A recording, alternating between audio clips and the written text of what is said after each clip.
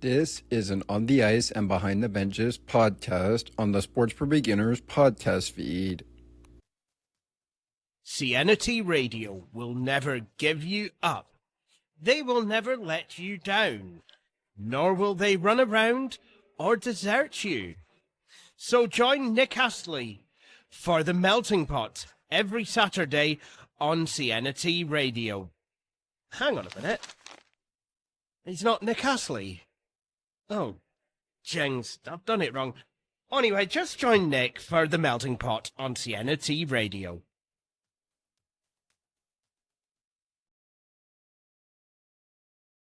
The Blue Jays, the Orioles, Battle of the Birds series finally comes to an end. This is game 3 and 4, the recap of another double dose edition on Blue Jays Game Recap, part of the Sports for Beginners and On the Ice and Behind the Benches station. Lights up.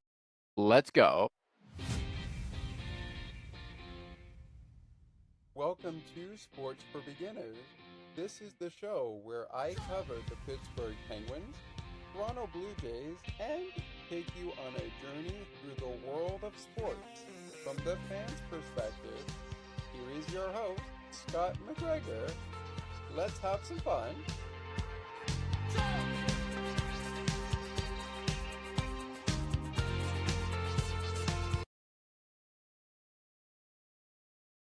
Well, hello, Blue Jays fans. Hello, Orioles fans. It is the Battle of the Birds series finale, which has just gone final. We'll get into that game momentarily as we are on the eve of trade deadline day. It is Wednesday, July 30th, 2025. And if you recall, on Tuesday, July 29th night, we were preparing for game number 3 of this 4-game series. We will talk about that game momentarily, and we will also talk about game 4 of this 4-game series. Game 2, of course, of this doubleheader was on Tuesday night.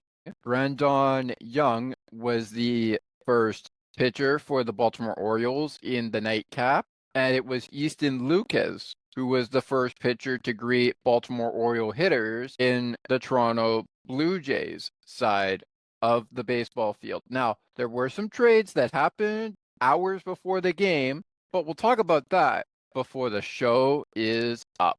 As mentioned on the Game 1, Game 2 double dose of Blue Jays game recap, which was before this one, recorded, of course, on Tuesday, July 2025. This is July 30th, Wednesday, 2025, just a day before the trade deadline, which is tomorrow. If you heard me speak about it on Game 1 and Game 2's double dose, I was saying that by the time we talk to you on Wednesday, Thursday will be tomorrow, but Wednesday would be the eve of the trade deadline for the MLB. My name is Thomas McGregor. Welcome in, everybody, to the show. Be sure to follow me and the podcast on both Facebook pages, whether that be the Sports for Beginners Facebook page. Link will be provided in the description of our episode.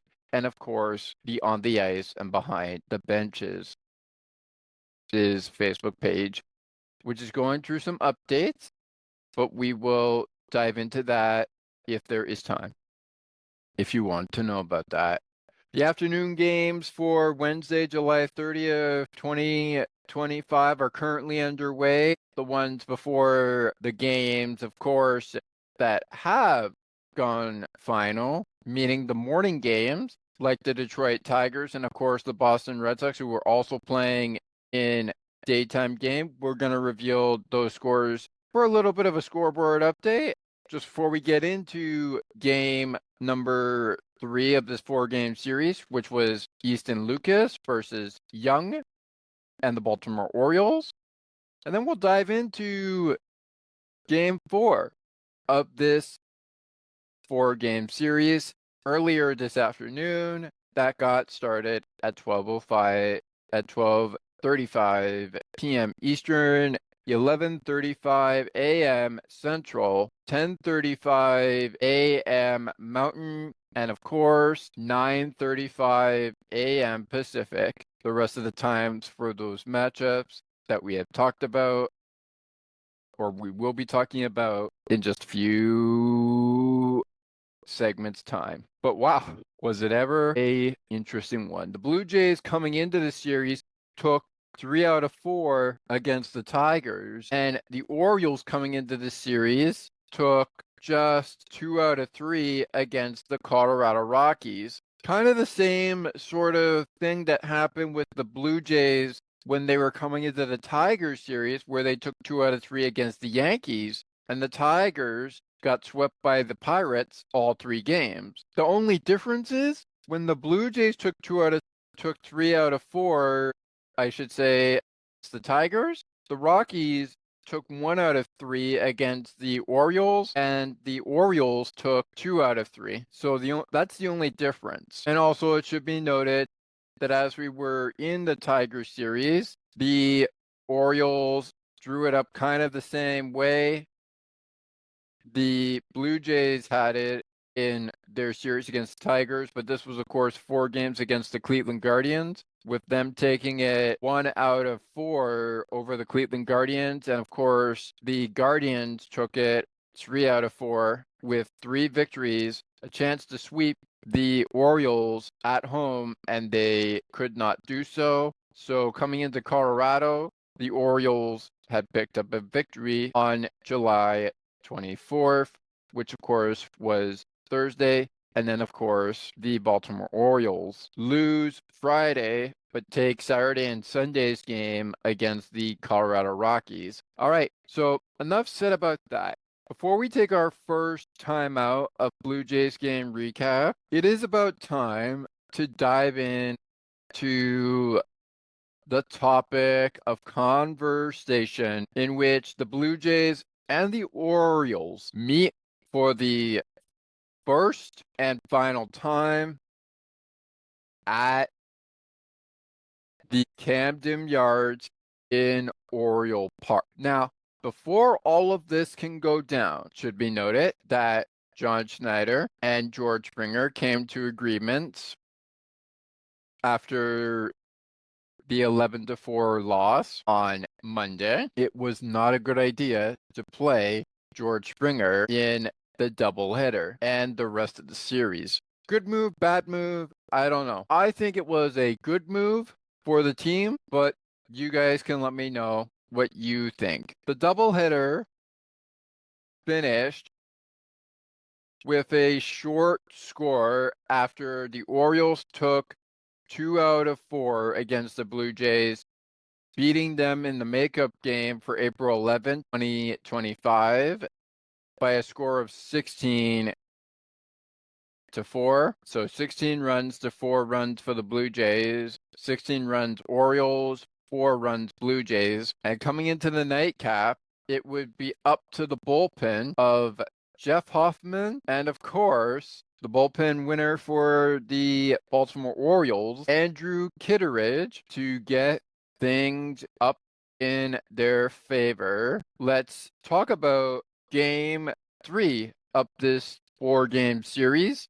John Schneider, the manager of the Blue Jays. On the hill was, of course, Easton Lucas. And, of course, we have the name of Brendan Young getting the start. We're going to part game trees breakdown into points of a stoppage of play.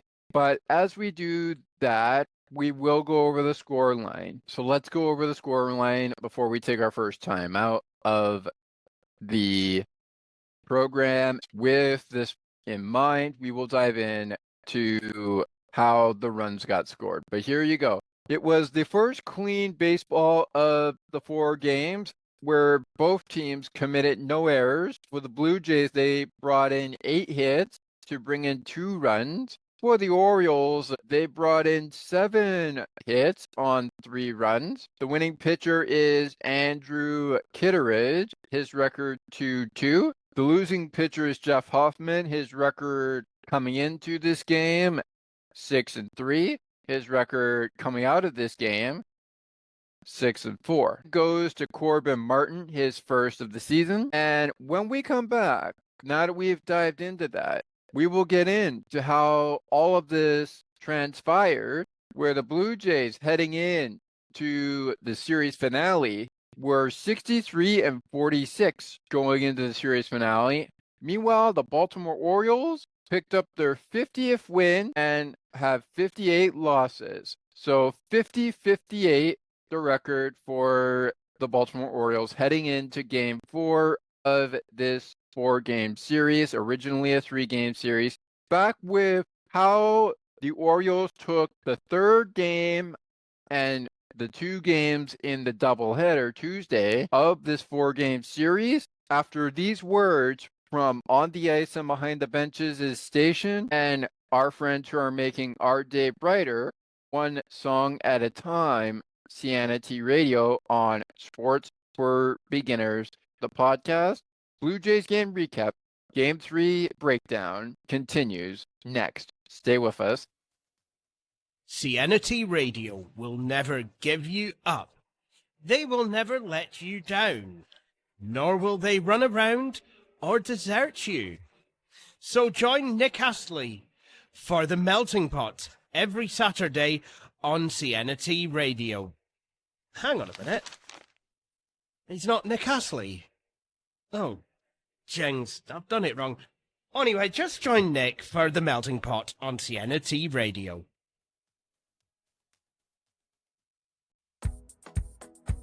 Take another look with Gerda Felix and Melanie Taddeo Malo, two powerful women of diverse backgrounds having genuine, unique, and uncomfortable conversations that everyone needs to have.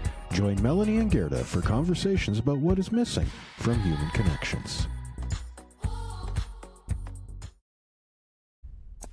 I wonder if I could make it.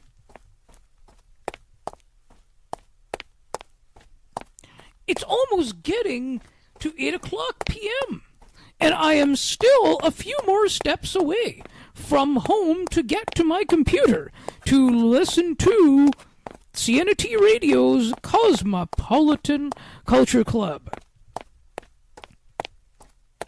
The best of the best music from around the world. Can't wait.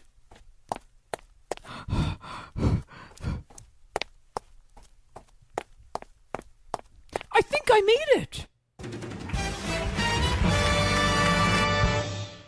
CNT Radio, making your day brighter, one song at a time.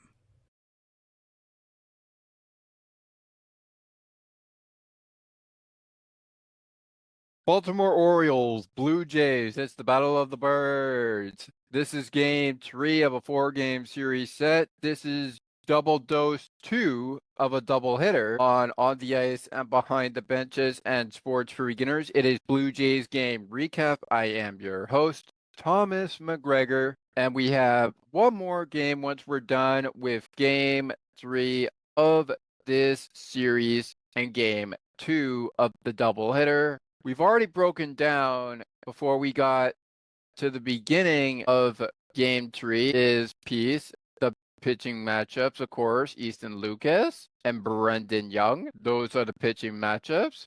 Those pitchers did not get the win or the loss. We'll talk about their pitching line momentarily. But now that we have covered in game 3, game 2 of the doubleheader Tuesday, known as the nightcap, let's get you up to speed on the team comparisons. And there was a trade that broke out. Sir Anthony Dominguez, if I'm saying that right, Sir Anthony Dominguez was the officially Baltimore Oriole pitcher traded to the Blue Jays, as the trade deadline has been making waves. And wouldn't you know it, in a team comparison of this game, knowing it's the second game of a doubleheader and third of a 4-game series, the Blue Jays, despite taking 2 runs, 8 hits, touching base 9 times, were able to steal a base, but still leave 9 men on base. The great thing about it, Blue Jay fans,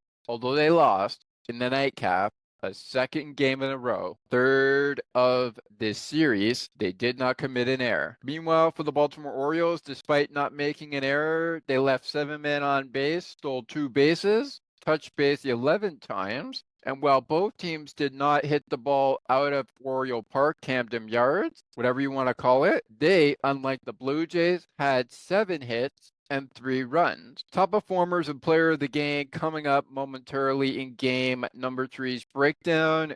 Perhaps it'll be coming up when we get ready to talk about this afternoon's game, in which the Orioles lost to the Blue Jays in this afternoon's contest. So a little bit of a bounce back from an afternoon game competition, other than the 16-4 afternoon beatdown from the Orioles. And remember, they beat the Blue Jays 11-4 Monday night, the opener of the 4-game series. We'll talk about who won the game, who lost the game, who got the save, all that jazz momentarily. Our American League and, of course, National League standings update at the top of the finish line for this edition of Blue Jays game recap. But how? How did the Orioles manage to win their 3rd straight game of this series, take the season series against the Blue Jays at Oriole Park, mind you, and find a way to do it in small ball fashion? Well, let's go through it, shall we? The Blue Jays get things started with a ground out in the top of the second on Nathan Lukes. Lucky for the Blue Jays, they had a runner on base, Ernie Clement, the runner on base. Tyler Heidemann, another runner on base. He advances to third base where Ernie Clement was on. So there was 2 runners on. Tyler Heidemann was on second base and Ernie Clement was on third base. He scores. The Blue Jays take it 1-0. Orioles down by 1 run. It's a 1-run lead for the Blue Jays early in the game. Top of the 4th inning, Miles Straw. A force out by shortstop Gunnar Henderson. The second baseman, Jackson Holliday. Ernie Clement also scores that run. But this time, while Miles Straw goes to first base, Tyler Heidemann, not so lucky this time, advancing out at second base. Anyway, the Blue Jays go up 2-0 on the Orioles. They have a 2-run lead over the Orioles. That is until Ryan O'Hearn triples for the first time this season on a fly ball into center field, and RL scores. He scores. The Orioles are on the board, and what was essentially a 2-run lead for the Blue Jays has become yet again 1-run lead for the Blue Jays. It is Blue Jays 2, Orioles 1, still in the inning. Raymond Urias rounds out to a second baseman, Davis Schneider. Vladimir Guerrero Jr., the one to make the play for the out, 2 outs. But Ryan O'Hearn, remember how we said he tripled? Well, he would score a run, and all of a sudden, a 2-run lead by the Blue Jays is blown up by a tie ball game in the Baltimore Orioles half of the 4th inning. It is the Orioles 2, the Blue Jays 2. So 2-2 the score. Heading into the bottom of the 8th inning, and I should say headed into the 7th inning, or the 6th inning, or the 5th, but it was basically a tie ball game up until the 8th inning home half between the Orioles and the Blue Jays, in which Adley Rutschman scores his 12th double of the season on a fly ball into right field. Nathan Lukes to make the play. Gunnar Henderson on the way to score. And the Orioles would take it in the bottom of the 8th, up by 1 run, 3-2. They take a 1-run lead into this afternoon's series finale, beating the Blue Jays 3-2. If you're just joining us on Sports for Beginners and on the ice and behind the benches, welcome to you. The winning pitcher, for those of you just joining us, is Andrew Kitteridge. The losing pitcher is Jeff Hoffman. Their record 6-4 for Jeff Hoffman, 2-2 for Andrew Kitteridge. The save goes to Corbin Martin, his first save of the season. Now that we've gotten that out of the way, let's get you all up to speed on what the American League looked like. Finished on Tuesday. Of course, when I say double-double, I'm referring to the 16-4 Baltimore Oriole beatdown on the Blue Jays earlier Tuesday afternoon.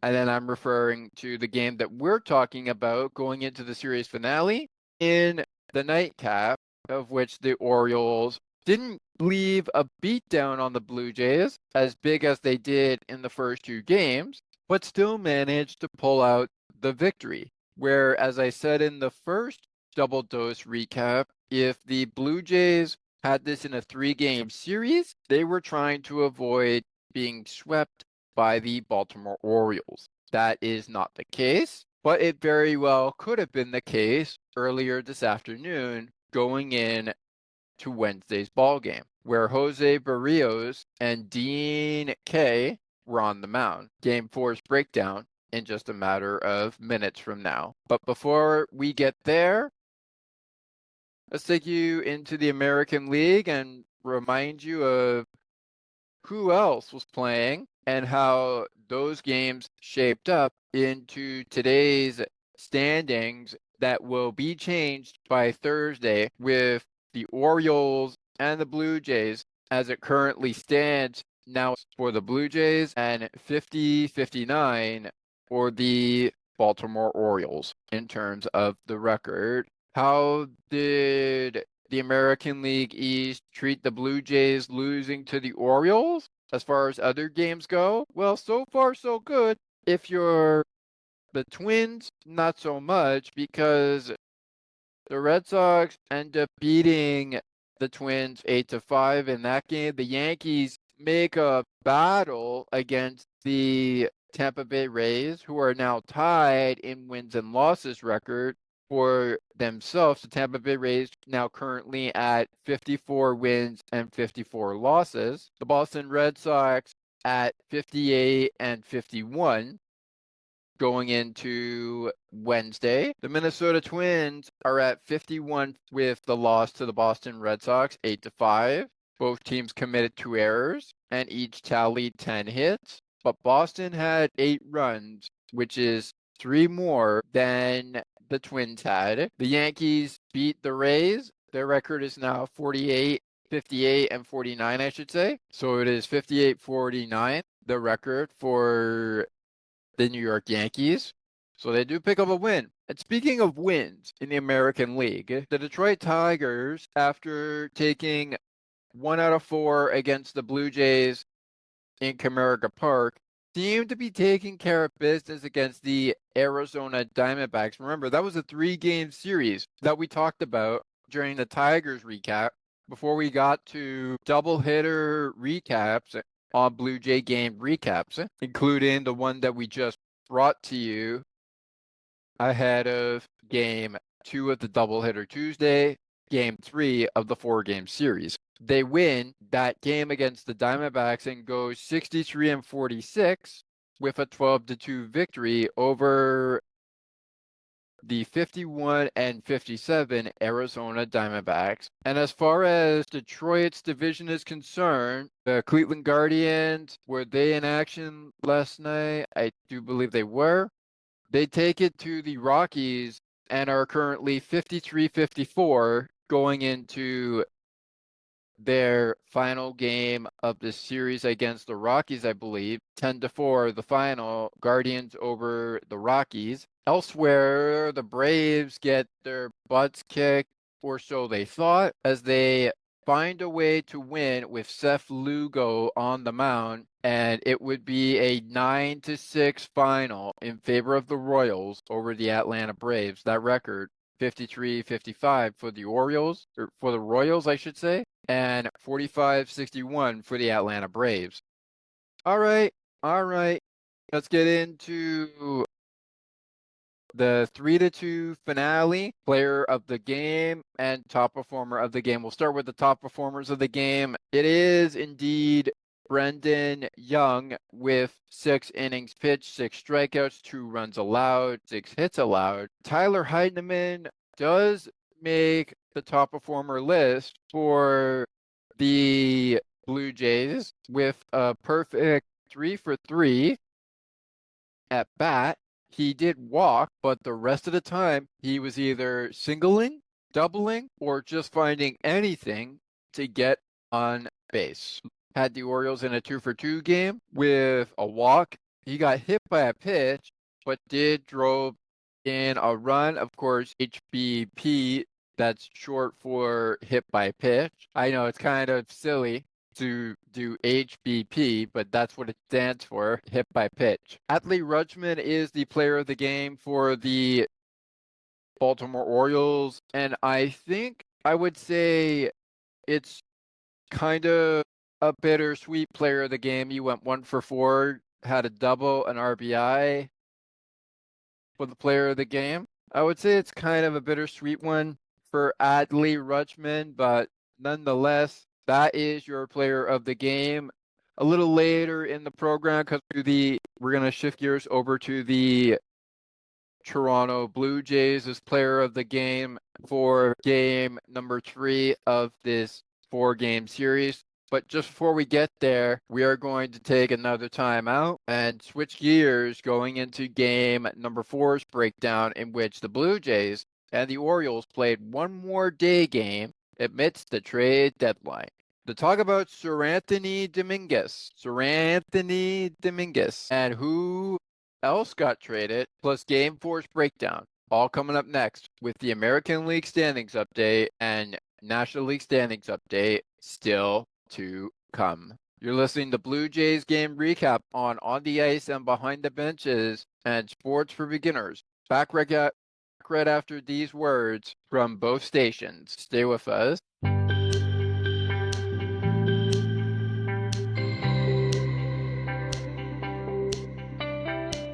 Looking for conversations on the world of broadcasting, sports media, and from time to time, my favorite sports teams? Listen to Broadcast Map with me, Ali Musa. To learn more about the show and to view the upcoming schedule, like the Broadcast Map Facebook page. Search Broadcast Map. Looking for a good hockey podcast that covers your favorite hockey teams and mine? Check out On the Ice and Behind the Benches, where we chat about our favorite hockey teams from puck drop to the last play of the action. To learn more, follow the On the Ice and Behind the Benches Facebook page. Search On the Ice and Behind the Benches.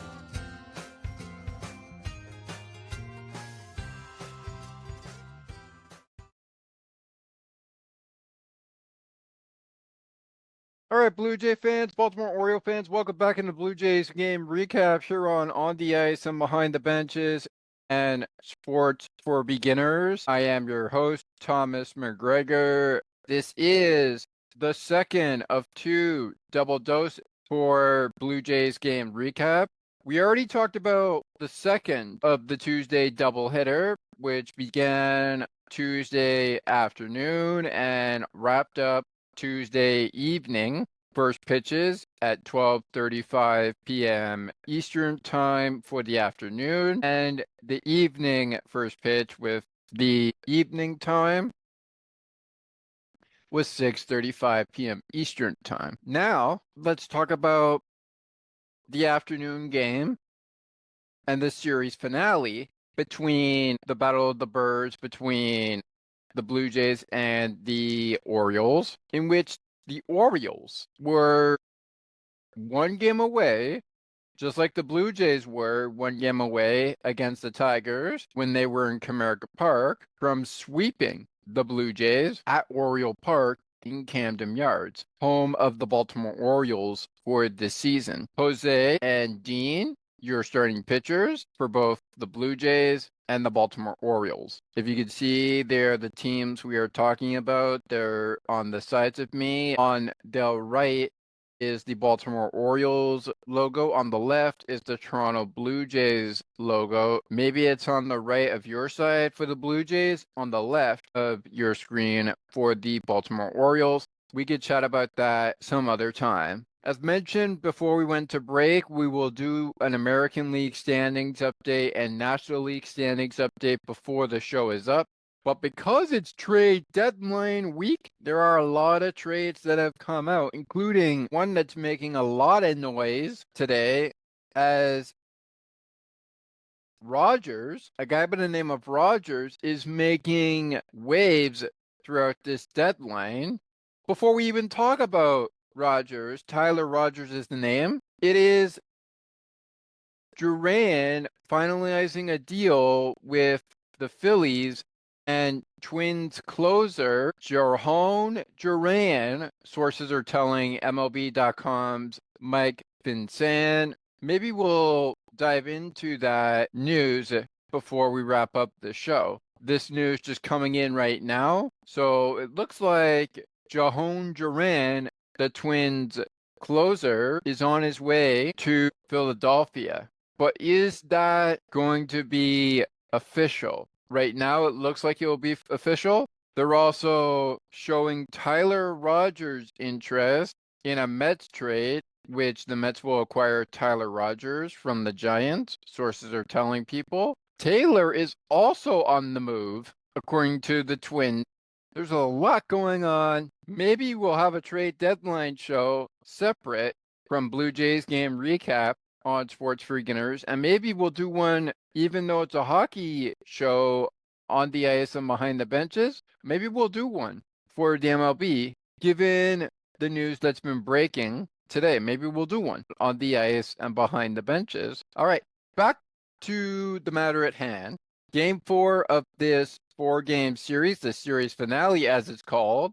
We'll get back to game 3 of this series and wrap it up with the pitching lines, of course, the attendance records for both game 3 and 4, game 2 of the doubleheader Tuesday in moments. But before we do that, let's just quickly dive in to game 4 and get people all caught up to speed. It is Mason Fluharty against Yanyer Cano. I hope I'm saying that right. If not, I'll go with Y Cano and Mason F. Jeff Hoffman to save, his 25th save of the season. Cano's record is now 1-6. Mason's record is now 4-2. Both of them heading into this game with records of 3-2. And for Cano, his record was, I believe, 1-5. He was hoping to go 2-5, but he ends up going 1-6, which means Mason's record goes to 4-2, which was originally at 3-2. Had he lost and Cano picked up a win, he would have had his third straight loss, which would essentially mean that Mason would have his third victory and third loss, which would have left him with a record after today's game of 3-3. So he would have had 3 wins and 3 losses. 3-3, the record. All right, let's dive into how this game plays out. Okay, so errors be the name of this game. Blue Jays caused 2 errors. Baltimore Orioles caused none and tallied just 10 hits to the Blue Jays 13. 9 runs, however, for the Blue Jays will come across the plate. And again, to the 10 hits for the Baltimore Orioles, 13 hits come off of the Blue Jay bats. More on that, as I would say, momentarily. Let's give you a quick score update on the games that are going on Wednesday, July 30th. Some games are already going in the warm-up right now. The Tigers, of course, were against a team like the Arizona Diamondbacks. A reminder of that record. That record, of course, heading in to Wednesday was a record. If we look back here on Tuesday, July 29th, that record, of course, 63-46. The record for the Tigers, 51-57. for your Arizona Diamondbacks. Coming into Thursday and the deadline break, the record with a 7-2 Detroit Tigers sweep over the Arizona Diamondbacks, 64 and 51-58 for the D-backs. The Diamondbacks now have lost 58 games and won 51 games. So they have picked up 51 victories and lost 58 games. But season's still young. Remember, we are only at the beginning stages of that second half. We had just passed the All-Star break, and now, once we get past which is tomorrow, Thursday, it is all hands on deck for all the teams. The Padres shut down the Mets 5-0. The record coming in, of course, was what it was. Now it is the Padres record of 60 and 49. They take it 5-0 over the Mets, who are currently now heading into Thursday, 62 and 47. The Pirates need 10 innings. Look no further as the 54-55 San Francisco Giants lose in 10 innings to the Pittsburgh Pirates 2-1 in extra innings. The record for the Pirates, 47-62. The winning pitcher, while we're at it, was Isaac. His record, 3-1. The losing pitcher, the loss goes to Ryan Walker of the San Francisco Giants. His record, 2-4. Speaking of shutdowns, we've had a shutdown in Padres area. How about a shutdown in Kansas City? It takes you 10 innings of scoreless baseball to decide a winner.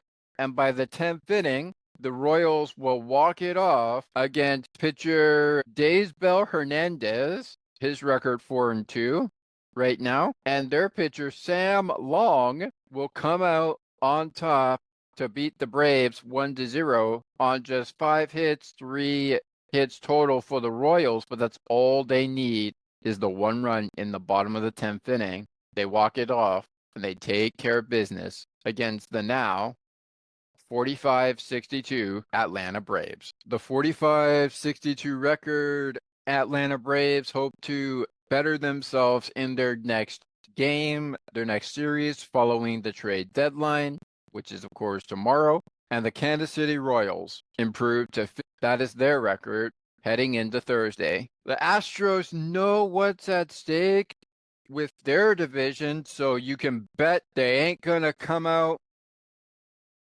with no fire. They come out with a fire in their belly and beat the 44-64 Washington Nationals as it stands right now, 9-1 in the Astrodome. Their record over the Nationals right now with a victory today, 62-47. The Nationals record with a loss, 44-64. 64 the record for the Nationals right now. The Brewers get their butts kicked by the Chicago Cubs, who currently were 62-45 and are now heading into the deadline 63-45 with 63 wins and 45 losses. How about the Brewers? They lose this game, but they come out with a fight. They lose, and their record is 64-44. That's their 44th loss of the season, and it comes against the Cubs in regulation innings. We mentioned the Boston Red Sox are trying to keep things at bay with the Rays, the Yankees. The Red Sox is other team, the Baltimore Orioles, and yes, Blue Jay fans, the Blue Jays as well. And they pick up quite a big one against the Minnesota Twins, 13-1 the final score for the now 59-51 Minnesota Twins with 51 wins and 57 losses. 59 wins, 51 losses for the Boston Red Sox. The Red Sox take a victory in that game. Oh, and the Tigers, while we're on it, the Tigers Moosh the Diamondbacks in the sweep, as we mentioned. If you didn't hear us say it, I'll just repeat the records right now. The Tigers are 64-46, and the Diamondbacks are 51-58 heading into the trade deadline. They are at a record of 51-58. Excuse me. There. Ongoing right now, we have the Phillies tied at 2 with the White Sox. The Red Sox took on the Twins. The Guardians lead it 2-0 over the Rockies. They're currently 53-54 against a team we have spoken highly of when we talked about where the Orioles were heading into this 4-game series, originally 3 games against the Toronto Blue Jays. 1 game is in the bottom of the 5th. 1 game is in the 2nd inning. Just finished the 1st inning. The Yankees will send Will Warren on the hill against Zach Littell for the Tampa Bay Rays. That game in the warm-up right now, as well as Shohei Ohtani versus Nick Martinez in Cincinnati as the LA Dodgers take on the Cincinnati Reds. Those games in the warm-up, and still to come tonight with records of 55-54. The St. Louis Cardinals hope to improve their record to 56-54 with a win over the now 51-55 Miami Marlins. That game getting set to go 45 minutes after 7 o'clock p.m. on the East Coast. It will be Miles McCollum on the hill against Cal Quantrill. Cal Quantrill will have the ball for the Marlins, who are trying to avoid losing their 56th game of the season. 45 minutes after 7 o'clock p.m. is the time of the game. And later this evening, we have Mariners. We have the Seattle Mariners taking on the Athletics, who are currently 57-51, and they're taking on an Athletics team who is 47-63 right now. The Texas Rangers will play 38 minutes after 9 o'clock p.m. Eastern Time. The LA Angels and the Texas Rangers will play a game. It'll be Nathan Eovaldi with an 8-3 record on the season, taking on a 7-7 record in Jose Soriano. He gets the start for the LA Angels. He is 7-7 in terms of his pitching record. 7 wins, 7 losses. One of these will change to 8 if they pick up a victory, or 8 if he picks up an L. We'll see which one it is. It is Jeffrey Springs on the hill for the Athletics against Brian Wu for the Seattle Mariners. That record 8-5 versus 9-7 for Jeffrey Springs, and Brendan Wu 8-5 record for him. One of these records will change, and so will our team of records we are currently looking at. Just a reminder of the games going on as we get to our American League and National League standings update. We're just about ready to get to our player of the game and, of course, our top performers of this ball game between the 8 and 9 losers of the Baltimore Orioles to the Blue Jays. The Blue Jays pick up a win 9-8 and get their record to a 64-46 record. Baltimore may be down and out, everybody, but don't think that just because they took 3 out of 4 does not mean that the Orioles are done by long shot. They may have 50 wins now. They may have 59 losses now. But what is in the question for the Baltimore Orioles is how will the trade deadline affect them going in to the later stages of this 162 game. All right, enough gab about that. Let's get right down into it. Here's how the Blue Jays and the Orioles played this afternoon's competition. Let's get right down into it. Adley Rutschman gets things start on a sacrifice fly. Seems like everything's going in sacrifice flies. I believe there was 5 sacrifice flies in the beginning of Tuesday's doubleheader that I was told, and I'm sure everybody watching the Blue Jays broadcast was told as well. I'm sure it was brought up on the Orioles broadcast as well. 5 sacrifice flies in that one ball game. And again, we're getting sacrifice flies. Anyways, Gunnar Henderson goes to third base. Jackson Holliday back in the lineup. He goes to score. Baltimore is up 1-0 over the Blue Jays. It's a 1-run lead for Baltimore. Later in the inning, for the bottom of the first, Ryan O'Hearn, he's got 12 homers already. Will this be his 13th homer of the season? Yes, it will. And Gunnar Henderson on base again. He gets the score.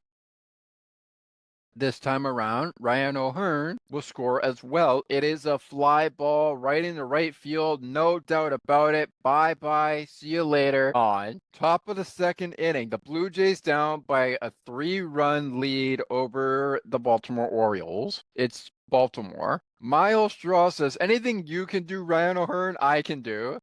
And knocks out his second homer of the season. This one to left center field. He and Addison Barger score, and what was a 3-run lead for the Baltimore Orioles has now been cut to a 1-run lead. It is Blue Jays 2, Orioles 3. Well, talk about a quick answer like that. Top of the 5th inning, and it is Vladdy Guerrero Jr. sending the Blue Jays to a tie 3-run ball game with Ali Sanchez scoring on the play. And it is Ernie Clement going to third base. Vladdy will stay at first base. He singles on the play.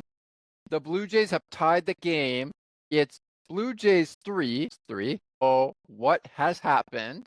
I'll tell you what's happened. Bottom of the 5th. Jordan Westbrook says, stay calm, Orioles guys. Stay calm, guys in our dugout. Stay calm. Stay calm, cool collective, and we can win this ball game. He's already got 11 homers on the season, and now he's got 12. This one, left center field, and forget about it. He and Alex Jackson extend this lead from a tie ball game to another pair of runs lead for the Baltimore Orioles. It is 5-3 Orioles after the 5th inning. Top of the 6th inning. For the moment, it was 5-3. Now it's 5-4 Orioles as Miles Straw does it again. This time it's not a homer, it's a double. And Miles Straw, that's his double of the season, ladies and gentlemen. This one into right field. Dylan Carlson in right field to play it. Davis Schneider will score. The Blue Jays have cut yet again a pair of runs to just 1-run lead for the Baltimore Orioles. It's Blue Jays 4, Orioles 5. Boy, this is going to get wild into the finish. That was the top of the 6th. Wait till you see what happens in the top of the 7th. Blue Jay fans, Bo Bichette at the bat. He singles on a ground ball into center field. Cedric Mullins to play that. Joey Luperfido scores. Ernie Clement will score as well. And the Blue Jays managed to score 2 runs and take a 1-run lead from the Orioles into their ballpark. It's now Blue Jays out in front by 1 run, 6-5 Blue Jays over the Orioles. Later in the inning, Nathan Lukes. How do you do, Mr. Nathan Lukes? Well, I'm doing great. Are you great? Are you happy about the lead so far, Blue Jays fans? I'm gonna nuke another one. This is his 9th home run of the season on a fly ball into right field. Bo Bichette will score. Addison Barger will score. It is a 3-run shot.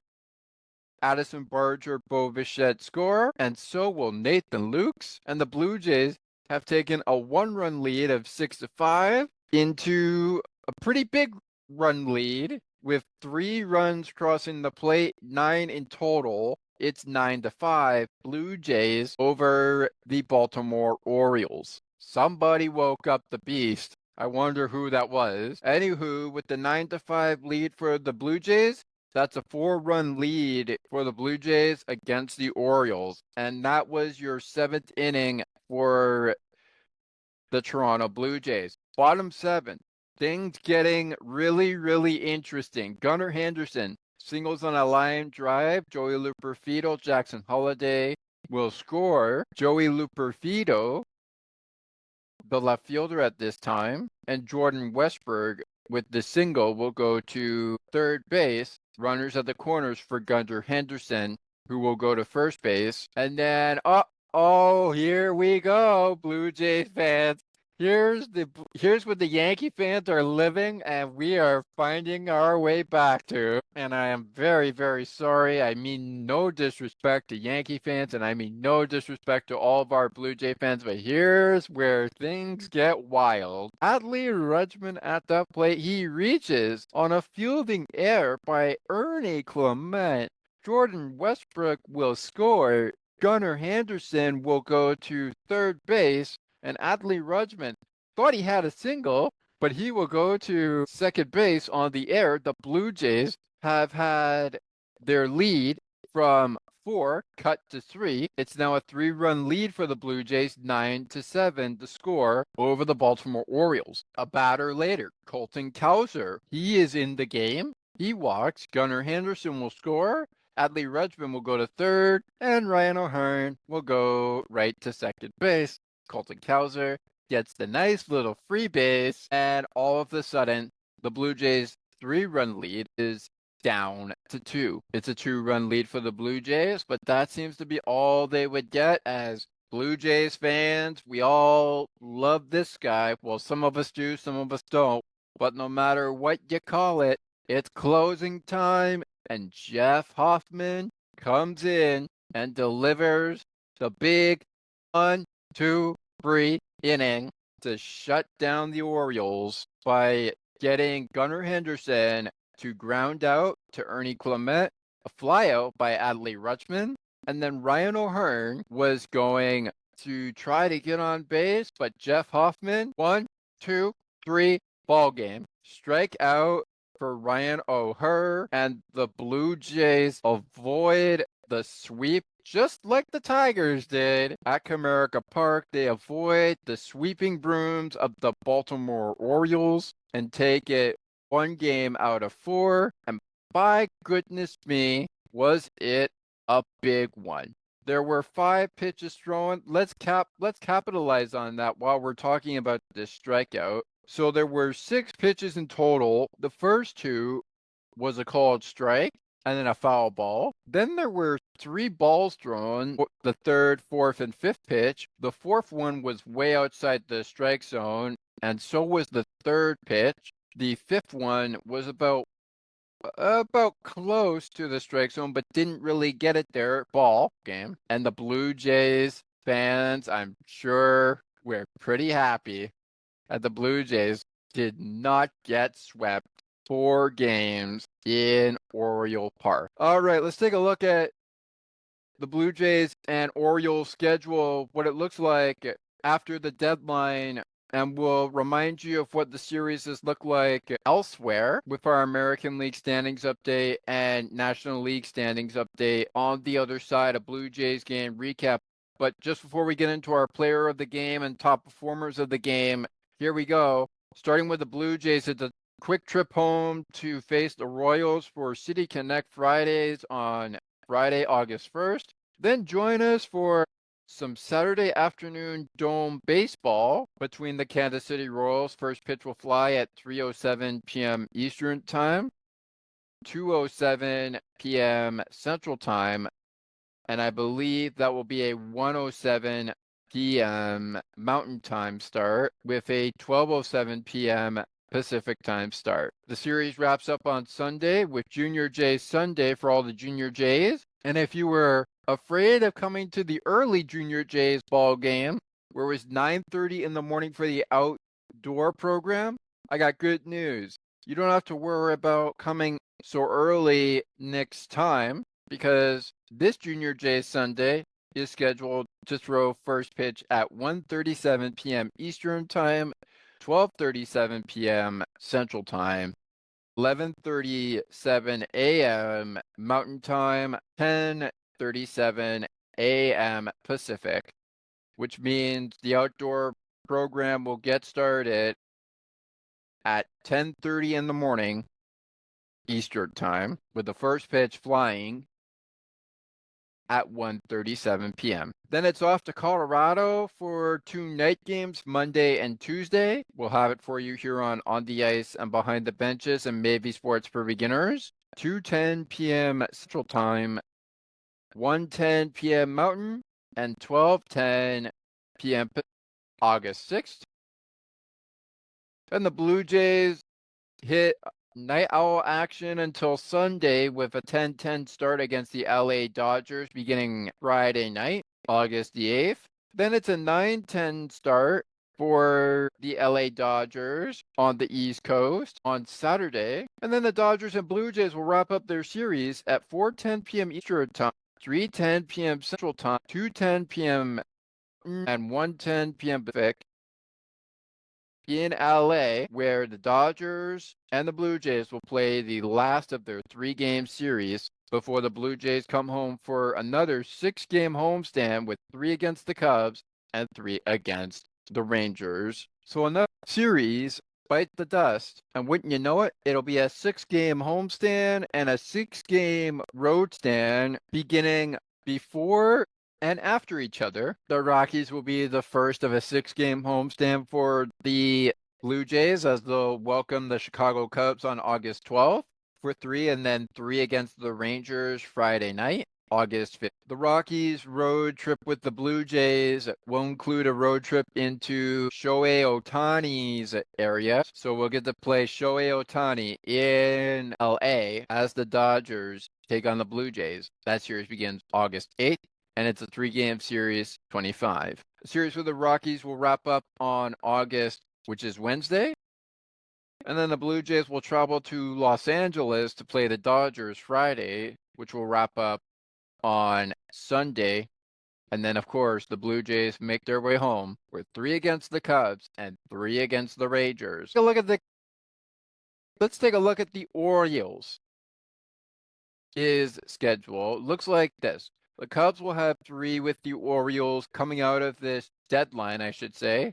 And they, of course, had a 7-game homestand with 3 against the Rockies. They took 2 out of 3 there. They took 3 out of 4 against the Blue Jays. It'll be a 6-game road swing for them as they'll take on the Cubs for 3, and then they'll head to Philadelphia for 3 games, with the 3-game series of Philadelphia wrapping up at 12:35 p.m. Eastern Time, 11:30 Wednesday, August 6th. Their series with the Cubs will wrap up on August 3rd.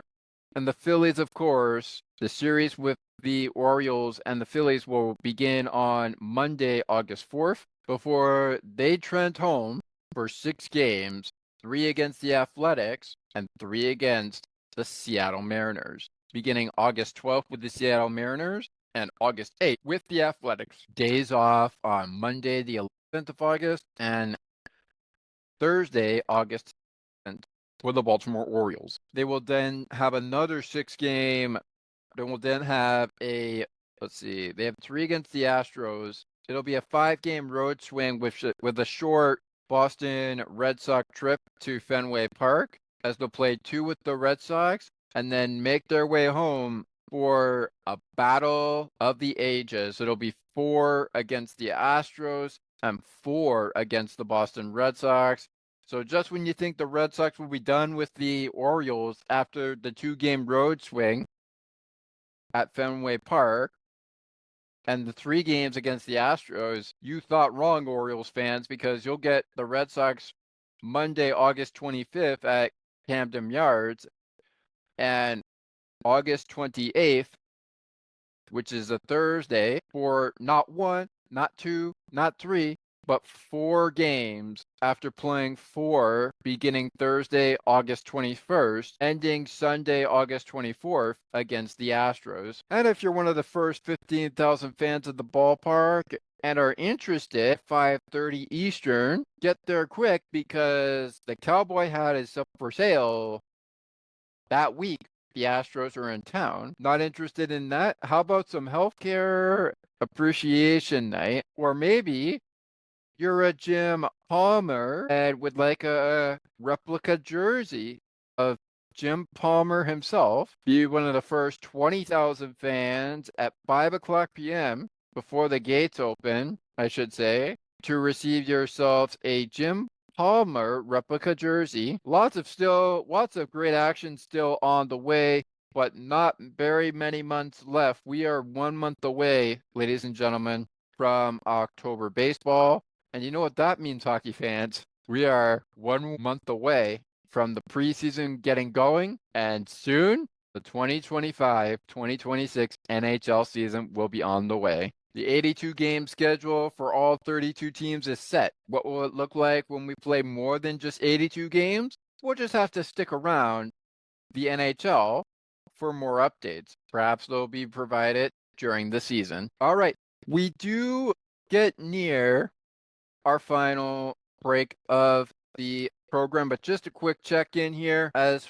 the other games begin. A reminder of the games go on final in the American League East. The Orioles lose to the Blue Jays 9-8, a close one there. The Boston Red Sox take care of business 3-1. And still to come in the American League East, we have the Yankees and the Rays in action. That score is completely scoreless right now in the top of the second inning. We will join those games and get you ready for those games if you are still tuning into them. Two games that ended up in extra innings. The Royals and Braves, 1-0 the score there, and 2-1 the score in San Francisco, with the Pirates picking up the victory.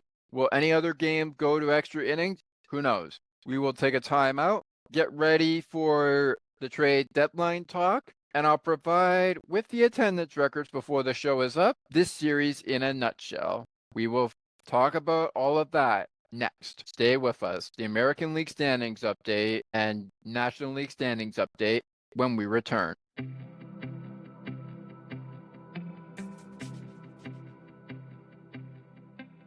Looking for conversations on books and more, as well as tutorials on using your favorite devices and applications? You've come to the right place. Join us weekly on Spicy Techie, where Ali and Sienna provide insightful conversations, as well as useful tips and tricks to help you along on your technological journey. To learn more, tune into the show and like the Spicy Techie Facebook page. Search for Spicy Techie.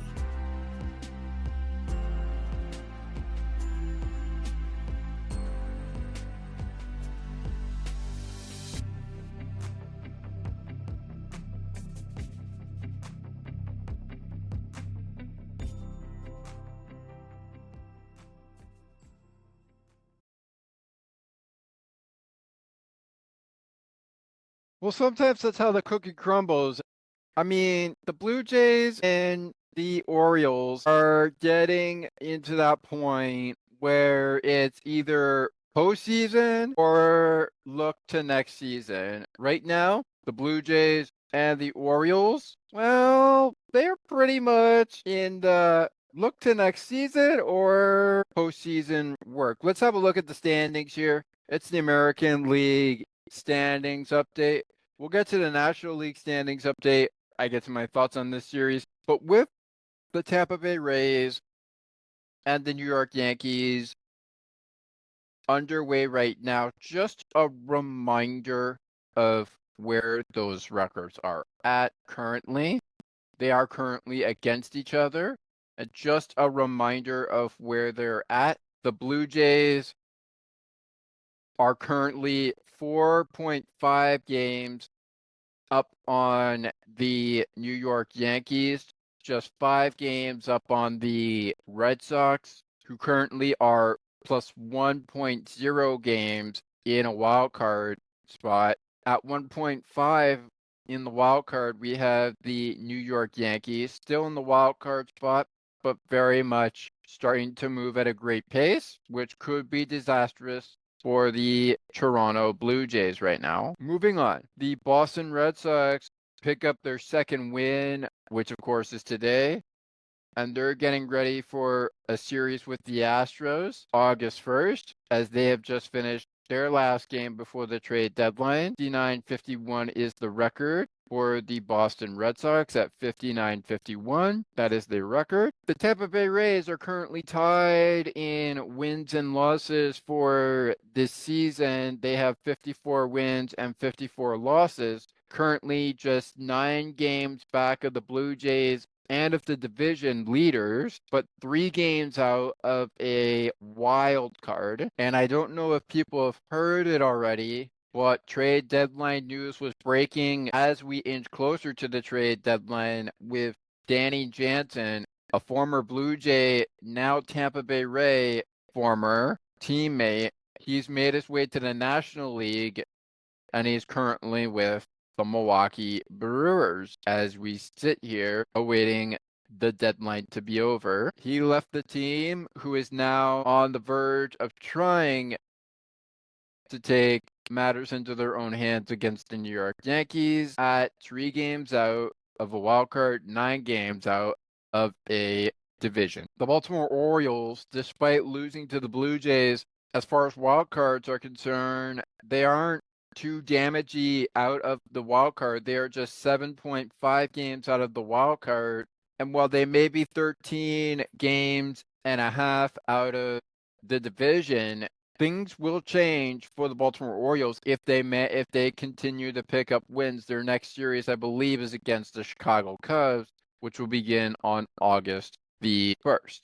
That is indeed correct, because then they'll face the Philadelphia Phillies. The American League Central leaders are the Detroit Tigers, but for how long will they be a tied record? They currently have won 4 straight. They have a 4-game winning streak right now, with their next series being against the Philadelphia Phillies again on August 1st. They are currently tied with the Blue Jays, 64 wins and 46 losses for both teams. And while they may not be facing each other, they could still be tied with wins against the Phillies and the Kansas City Royals if the Kansas City Royals and the Phillies do not do the Blue Jays or the Tigers any favors in terms of breaking the tie. Right now, the American League East and American League Central leaders are tied. That sounds like a lot of BS for some people. I won't spell it out for you, but we all know what that means. However, the Royals are not really thinking about the wild card, I don't think. They're thinking about the Tigers, and they're hoping to decrease the Tigers' lead, which is 9.5 games up on the Royals. The Royals are just 3.5 games out of the wild card right now, and they could be about 5-point games out of the wild card. If it goes to 2.5, they could be getting shorter. Speaking of getting shorter, the Cleveland Guardians were in second place in the American League Central right now, but they currently are now third place with 53 wins and 54 losses in the record. They are batting a picture of .495, and just like the Tigers have on the Kansas City Royals, they are 9.5 games back of the Detroit Tigers as well, and 3.5 games out of the wild card. The big lead for the Tigers is against the Minnesota Twins, who are currently 12 games behind the Tigers and only 6 games out of the wild card. They have a huge lead over the Chicago White Sox, 24 games in total, but the White Sox are trying to go for the wild card, I think, and they are only 18 games out. A couple of wins for the White Sox, even more than that, and we could be talking about a brand new White Sox team, currently 6-4 in their last 10. They're on a 1-game losing streak right now, and against the Philadelphia Phillies, who we just talked about, will be against the Detroit Tigers on August 1st. So they're wrapping up a series with the Phillies. Cleveland and the Minnesota Twins will face each other as soon as Cleveland wraps up with the Rockies on August 1st. And the record for the Guardians to make note of will be a 51 and 57. But when they are against the Guardians, anything can happen, I believe.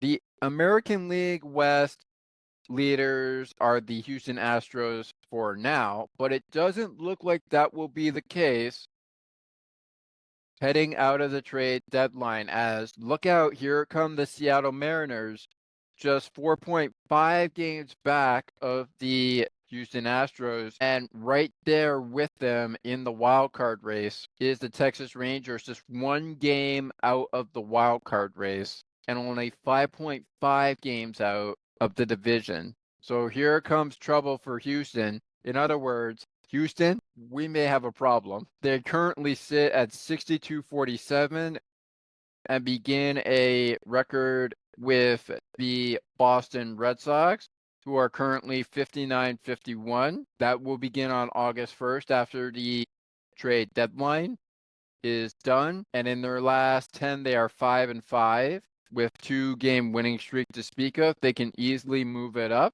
but time is tickling for the Houston Astros in the division. Time is definitely ticking because the Seattle Mariners are 57 and 51, while the Texas Rangers are 50 as of right now. And those series with the Athletics and the Angels are getting ready to wrap up. And it's anyone's guess who they're facing at this point in time. It's anyone's guess who they're facing after the deadline, which is Thursday, tomorrow. The LA Angels are against the Texas Rangers for July 30th, of course. They're wrapping up their series. And the LA Angels currently 53-55 with a 3-game winning streak to a 2-game losing streak with the Texas Rangers. They are currently 8.5 games out of the division that the Astros hold sole possession of right now. But the LA Angels are 4 games out of the wild card.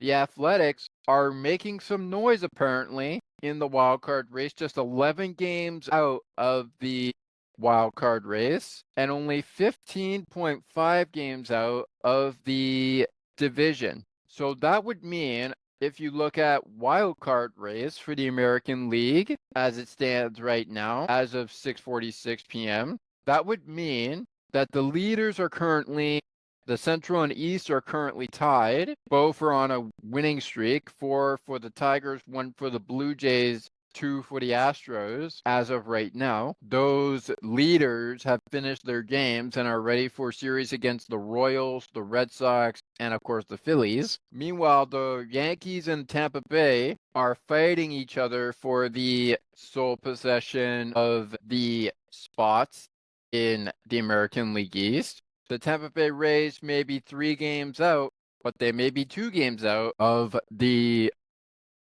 wild card, so they could make noise against the Yankees if they pick up a victory against the Yankees. The Boston Red Sox currently 51 losses, 59 wins. New York Yankees 58-49 currently against Tampa Bay, just 1.5 games in on the wild card.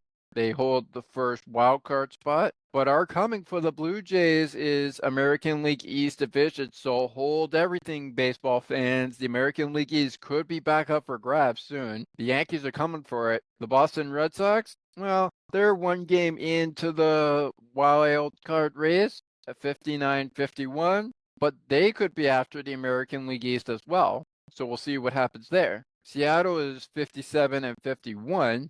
And currently on a 1-game losing streak. They're in action against the Athletics, wrapping up that series, just like the LA Angels are against the Texas Rangers, wrapping up that series, who are 56-52. And of course, the Angels, as mentioned, are 53-55 as of right now. Tampa Bay Rays, 54 wins, 54 losses for them, 54 wins, 55 losses for the Kansas City Royals. In 53-54 for the Cleveland Guardians, that's the record for them as they play on with the Colorado Rockies. We have the Minnesota Twins looking to play the team that's playing the Rockies right now, in the Cleveland Guardians at 51-57. They just finished a series with the Boston Red Sox and will be ready to play a game against the Cleveland Guardians, hoping to go 52-57 at the end of the first game out of the trade deadline. Will they do that is in the question. Baltimore 50-59, finishing a series with the Blue Jays today, 7.5 games out of the wild card. So they are very much close to, if they continue to win after taking 3 out of 4 with the Blue Jays, they are getting close to becoming a problem in the wild card.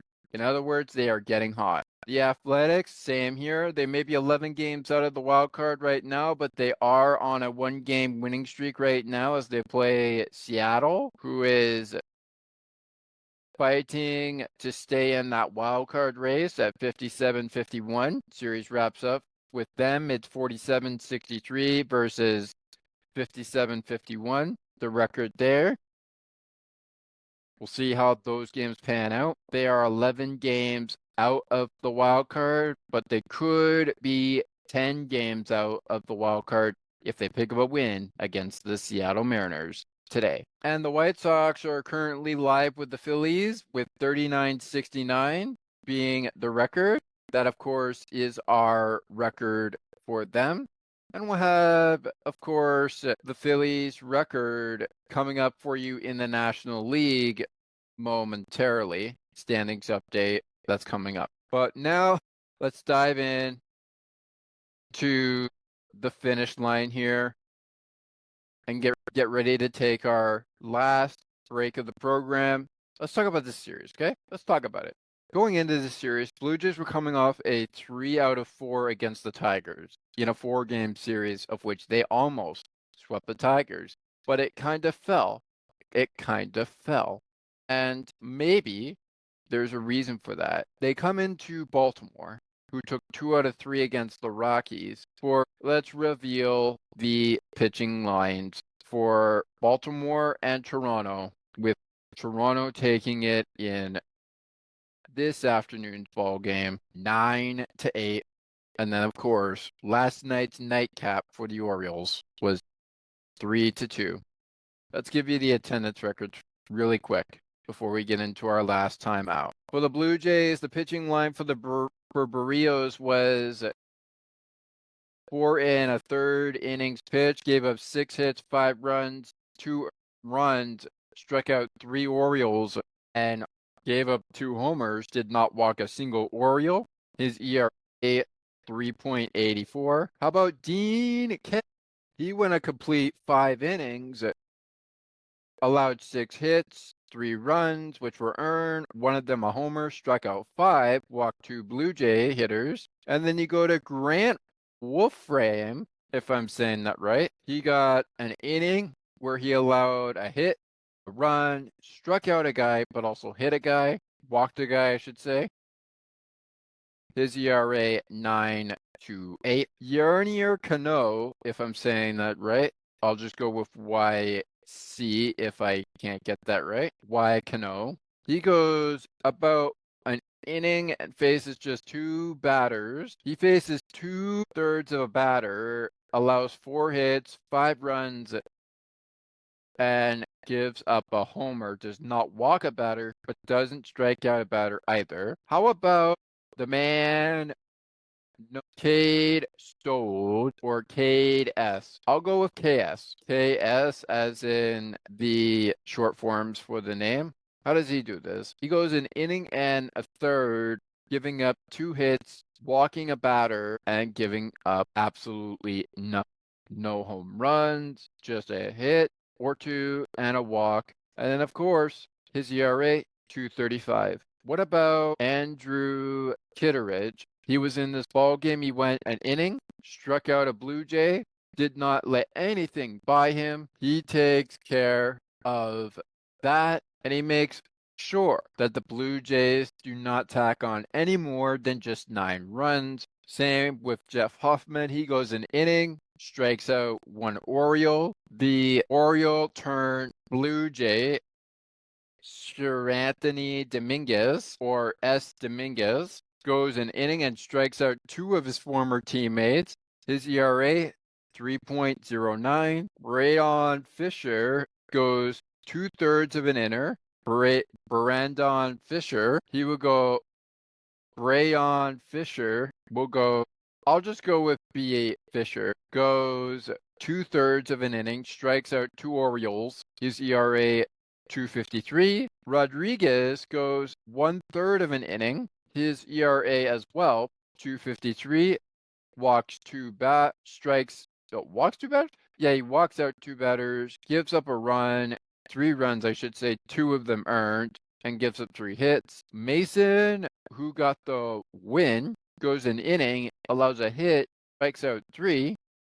His ERA, with no runs coming across the plate, or a walk, or even a home run, at 4.81. 4.81 for him.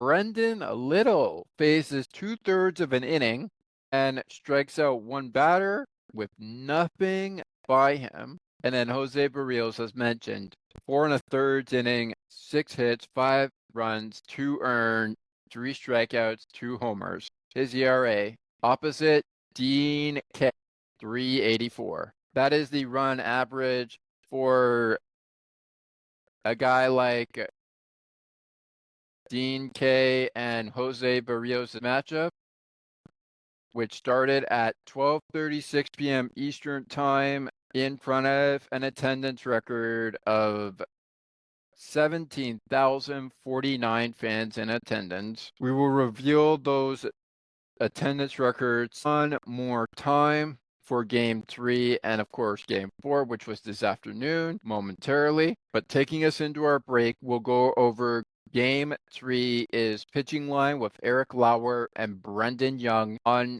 the hill. Both go complete 5 and 6 innings. Brendan Young gives up 6 hits, 2 runs, which were earned. He walks 2 Blue Jays, strikes out 6 of the Blue Jays hitters. His ERA, 6.63.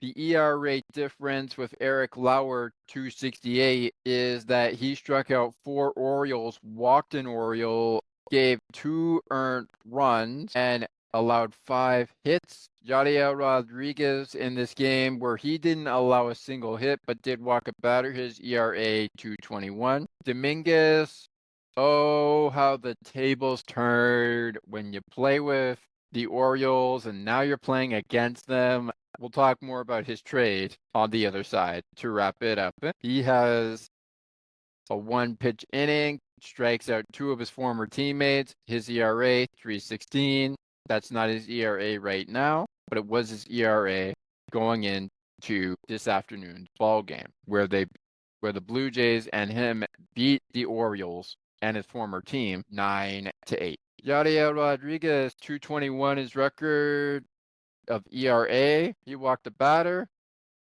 and goes an inning, just like Dominguez did. Jeff Hoffman on the hill gives up an earned run, strikes out a batter, gives up 2 hits, 0.87 his record of the ERA. It is Corbin Martin, the last guy that came in. He got the save, his first of the season. Congratulations to him. Goes an inning, walks a Blue Jay hitter, strikes out 2 Blue Jay hitters. His ERA, 1.23. Drew Kitteridge in the ball game for this one. 56.3, of course, was the ERA, 3.56. He struck out a batter, walked a batter, and gave up a hit from the Blue Jays, going an inning. But that's okay. The Orioles found insurance to give him the lead and the win. It is Keegan Atkins. He goes an inning, gives up a hit, walks a batter for the Blue Jays. His ERA isn't in danger territory quite yet. It is 3.23, which is pretty good. And then, of course, Brendan Young, 6 strikeouts, 2 walk batters, 2 earned runs, none of them homers, 6 hits allowed, 63 the ERA for him.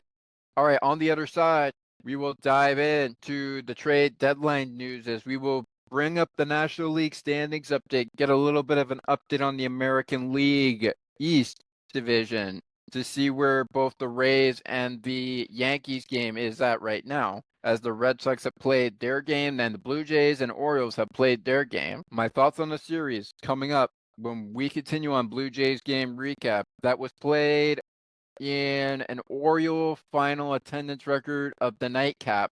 14,929 fans in attendance on July 29th.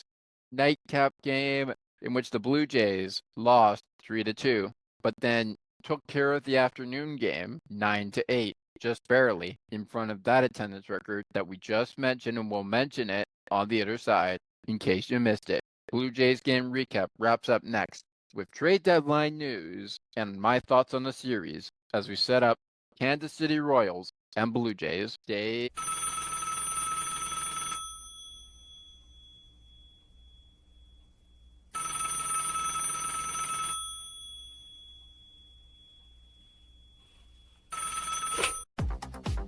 Hello?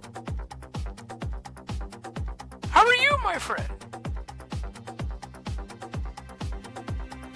Why? What's the matter? Why feeling bored and lonely? Look! Look at me! I am always happy! The only reason? I can tell you, it's because I listen to CNT Radio. All the best shows you can think of. The Melting Pot, the Cosmopolitan Culture Club, and the Song Bank. There are also many more new shows to come. Please make sure to visit her website at http://sienna-t.wordpress.com/sienna-t-radio. Oh, now I can hear you more cheerful.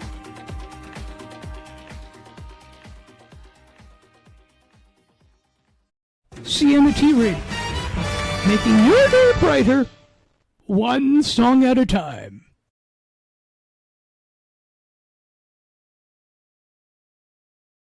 All right, everybody, welcome back to the Blue Jays game recap. It is time now for the finish line of the program. We have already done the American League standings update. We've already done both games of this double dose. But I'd be remiss if we didn't talk about the National League standings update. And before we do that, he is now a Baltimore Oriole turned Toronto Blue Jay. And before we get into all of the trade deadline news that I'm sure we'll be talking about from tomorrow up until Friday, getting our thoughts on here, there are some games that have gone final, with just 2 games left on the slate. The Padres smash the Mets 5-0. That series is now completed. That game has gone final. We have in the top of the 9th right now with a 9-3 White Sox lead. The Phillies trying to take away a 9-run lead for the White Sox, having a runner on first and 2 down. The Cleveland Guardians currently leading in the top of the 8th, 3-0 over the Rockies. And it's the Tampa Bay Rays in the bottom of the 4th, leading the New York Yankees 1-0.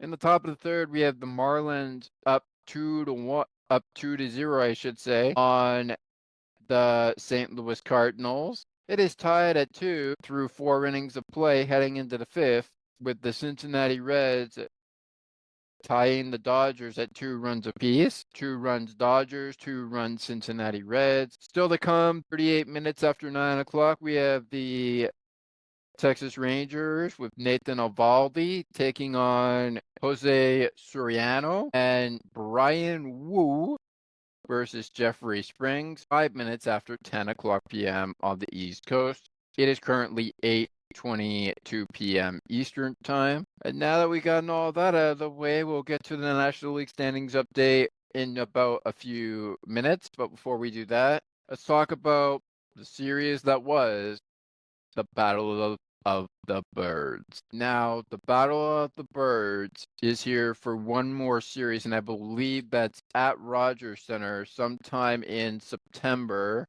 I could be wrong, but so far so good in this series. We've had Oriole leads, Blue Jay leads, and remember the Blue Jays coming into this afternoon's ball game, we're trying to do exactly what the Tigers did to them at Comerica Park, and that was avoid a 3-game series sweep as a 4-game series sweep. Now, this was supposed to be a 3-game series, but April 11th sparked a 2-game series with, the delayer of all games, the rain. The rain delayed that game, and therefore the Blue Jays and Orioles did not play the game. So what do you do with that? You say, well, what can we do in July? I have an idea. Let's play 4 in July with the Orioles and the Blue Jays and see who will take a 4-game series between the two. For the most part, Blue Jay fans coming into the series were thinking, oh, okay, we'll take 3 out of 4 against the Tigers. Great.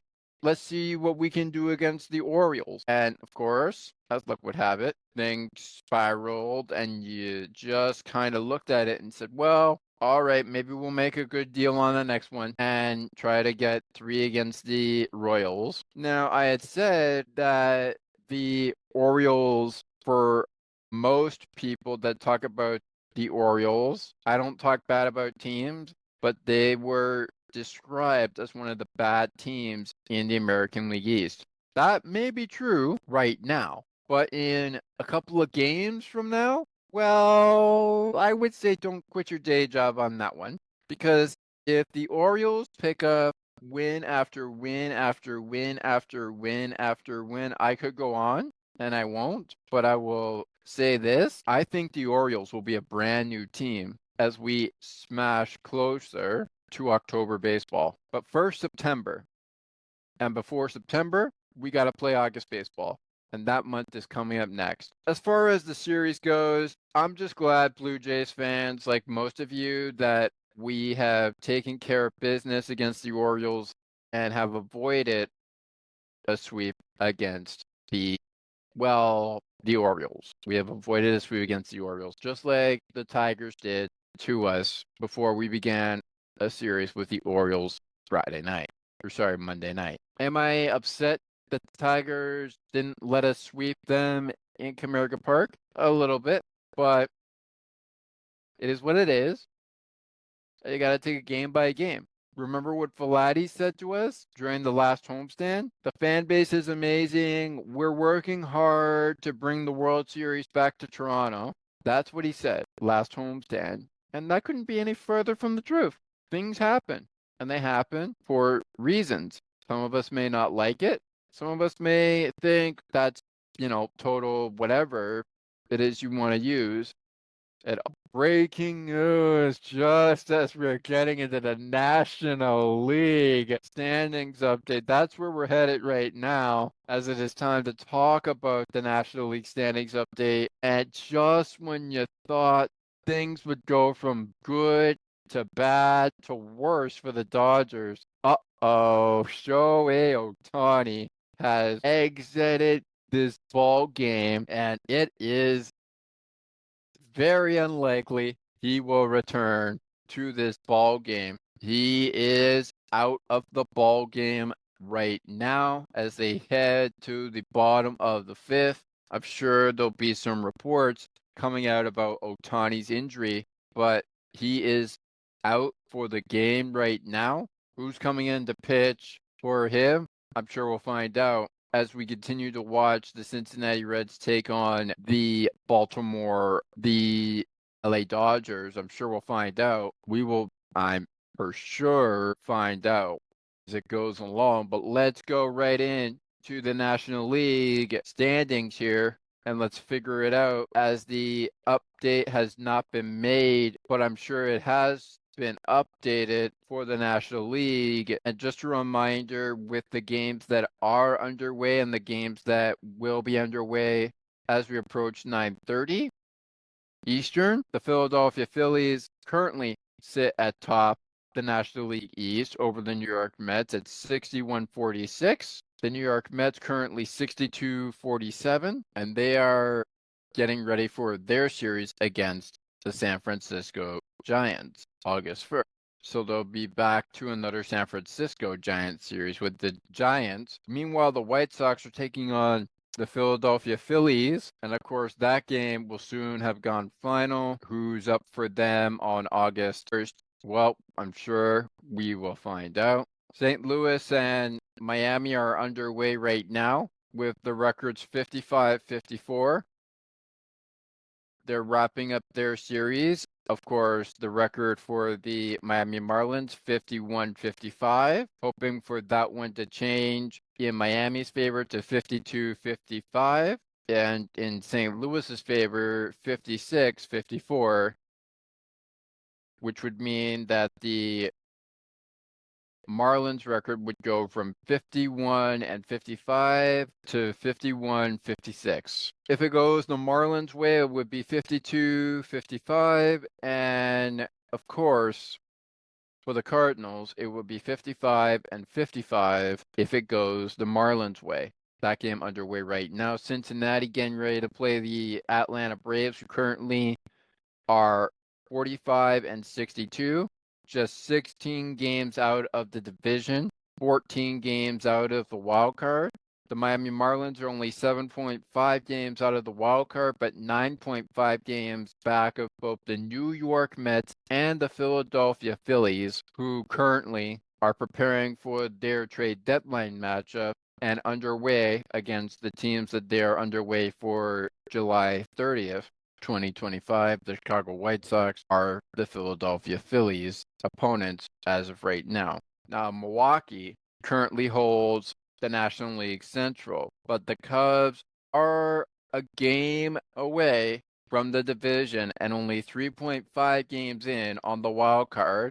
The Nationals, however, in the National League East are 17.5 games out of the National League East division and only 15.5 games out of the wild card. So it's pretty likely they will miss out on the playoffs, but we'll see how their season finishes. Current record is 44-64. They will open up a series with the Milwaukee Brewers on August 1st, who are currently 64-44 as well, but currently lead the National League Central. The Cubs are 1 game back of them, 3.5 games in on the wild card.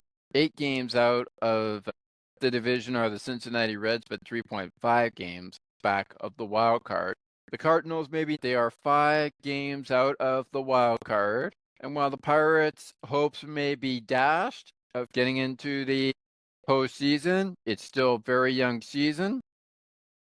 With only 2 months left to play, it is crunch time now with 13 games out of the wild card and 17.5 games out of the division, 47-62. They have won 5 straight, so they could be back in the conversation if their winning streak continues. It'll begin with a series against the Rockies on August 1st to see if the Pirates can turn this around. The Dodgers are the sole possession right now of the National League West. Padres are 60-49, just 3.5 games behind them, and are currently getting ready for their next series against the St. Louis Cardinals amidst the trade deadline, which of course is tomorrow. San Francisco is against the New York Mets on August 1st with a record of 54-55. Just 6 games back of the wild card, 9.5 games out of the National League West division. The Arizona Diamondbacks may be 12.5 games out of the division, but they are only 9 games out of the wild card at 51-58. They'll begin a series with the Athletics on August 1st. And 31 games out of the wild card and pretty much out of the division, 35 34.5 games, I should say, are the Colorado Rockies, who are currently against the Cleveland Guardians. The record currently 28-79 as of right now. Still plenty games to be played on July 30th, but only a few games left on the slate. And that is your American League standings update. We'll take a look at the wild card just to see who is completely done after the season and who still has fight in them. Right now, it looks like the ones that don't have fight in them are the 28-79 Colorado Rockies. But make no mistake about it, big wins could be the difference maker if they start winning games. They are against the Cleveland Guardians right now at 28-79, which is the record for the Rockies. The Nationals 44-64. They'll open up a series against the Milwaukee Brewers, who are currently one of the leaders in the National League, on August 1st. At 45-62, we have a 14-game out Atlanta Braves team who's currently on the losing train, but has one game on the trade deadline day. That will be July 31st against Cincinnati, who is currently wrapping up their series against the LA Dodgers. So they'll have one game, I think, which will be July 31st for Cincinnati and the Atlanta Braves. So something could change there. Arizona Diamondbacks, 9 games out of the wild card, 13 games back are the Pirates, 47-51 and 58. Their series is on August 1st, open with the Athletics and the Colorado Rockies. And the Miami Marlins are live against the St. Louis Cardinals, still the division title for their August 1st matchup to be determined. 51 and 55 is the record right now. San Francisco is 54 and 51. They'll open up a series against the New York Mets, who are in the American League race. They are the National League East division winners so far. That series will begin on August 1st. Miami, of course, live with the Cardinals, who are 55 and 54, and the Dodgers are live with the 56 and 52 Cincinnati Reds. In the first, second, and third place spots of the wild card right now, you have the San Diego Padres, 60-49 record there. You have 61-47 record for the Philadelphia Phillies, who will play the Detroit Tigers on August 4th. Currently just 1.5 game up in the wild card race, and then of course the Cubs are 3.5 games up in the wild card, which is the Baltimore Orioles. That is your American League and National League standings updates. Still plenty of updates, I'm sure, to come, but that's going to do it for them today. Now the Dodgers and the Cincinnati Reds, as we have here on shared screen so you can see here, are currently in the top of the 6th inning right now, and it looks like Nick Martinez is still there. Who will be coming in for Shohei Ohtani? Well, that was none other than 2 pitchers came in, and one of them was called Anthony Banda. He came in to pitch a few innings. He pitched an inning, and now we have in for the injured Ohtani. Give it up for Emmerich Shanahan. Emmerich Shanahan. I'll go with Shanahan. Shanahan. We'll go with that. I'll go with ES. He came into the ball game and is now the current pitcher of the ball game, which is tied at 2 games apiece for the Dodgers time. But for right now, let's get into those trade deadline conversations. And I'm just going to start off with the Blue Jay news with Sir Anthony. Otherwise, Sir Anthony, I believe is how you say it. I will try my best to say that, but I'm going to go with S. Anthony Dominguez. Look, I think we knew that there were some writings on the walls here for that trade to break out. He is no longer a Baltimore Oriole, but I just find it ironic that it's against the team you're facing. You trade him to. I find it ironic, and I find it incredible to some degree that latest pieces that have been traded, him included, yesterday, has had everybody asking, how long did it take the guy to get a jersey, and how long did it take him to be, I'm ready, put me in? Well, let's have a look at some of the top trades that have happened so far. The trade deadline, of course, is Thursday, which is tomorrow. Let's have a look at some of the trades that have happened so far, as they are keeping track until 6 p.m. Eastern, 5 p.m. Central, 4 p.m. Mountain, 3 p.m., of course, Pacific.